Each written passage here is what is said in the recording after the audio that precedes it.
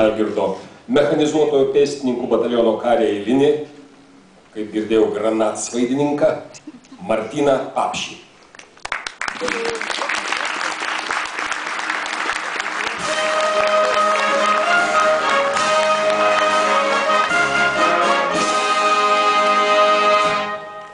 Ryžtas, valia ir drąsa tai yra pagrindinės savybės tikriausiai, kurios padeda kariui priimti teisingą sprendimą ekstremalioje situacijoje ir nugalėti mūšyje.